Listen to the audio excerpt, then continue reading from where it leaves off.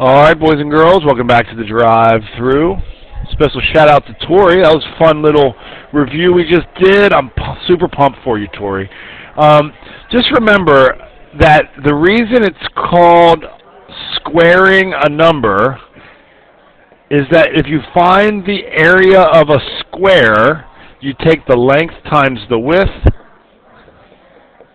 which is 4 times 4, and the math people have called that 4 squared. Okay? So in most of these examples, when you see a square, that is x times x. So that's x squared. And this is x squared, and this is x squared, and this is x squared. So we have 4 x squareds here. Or you can think of it as we're adding x squared 4 times. Well, there's a 1 in front of every one of those. And 1x squared plus 1x squared plus 1x squared plus 1x squared equals 4x squared. So I believe that this is A. Okay? Well, we only have 1x squared here. These, and you'd have to know these from following along with the videos, but those are all 1 by 1s. So this is 1 unit and 1 unit and 1 unit and 1 unit, but it's 4 by 4, so this whole thing is 16 units. This is 1, and this is x, so 1 times x is x. So each one of those little sections is 4x units. So let me do a little erasing here. Let's put a 4x there. So what I see is x squared plus 4x plus 4x plus 16. Well, that's not an option. Okay. Well, how did we get that?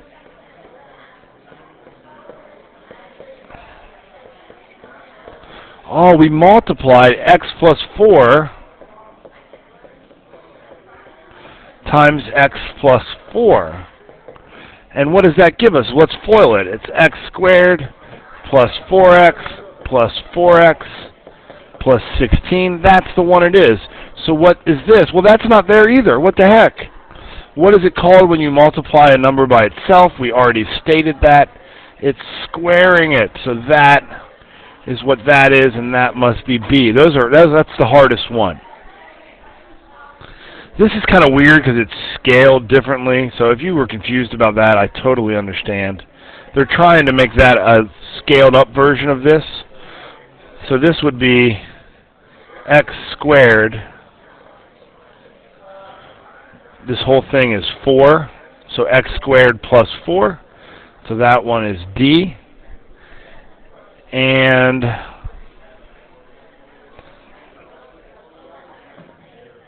if we do x plus x plus x plus x times x plus x plus x plus x, well, that's the same thing as 4x times 4x. Each one of these is x squared. So this is 4x times 4x, which happens to equal 16x squared. Okay, so that was kind of tough. Thanks for asking. Let's go on to the next one, number 15. First, they show you, here's the equation,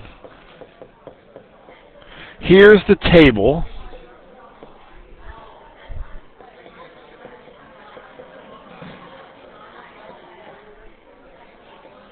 let's fill it out, 9, 4, 1, 0, 1. So all I've done is I changed the equation from f of x to y, because I think you guys prefer this. I changed it from a horizontal table to a vertical table because I think you prefer that. And the graph is fine the way it is. You're going to notice this pattern in these graphs. You always get 5 good points. Okay? Well, now they're saying do the same thing for this one. So, first, let's plot our points on our graph. -3, +2. negative 2, comma, negative 3. Oops, sorry, that's wrong.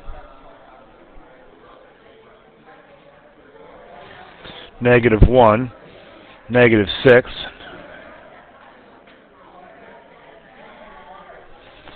zero, negative 7, 1, negative 6, 2, negative 3, and 3, comma 2. Okay, so it's definitely involving x squared. Okay.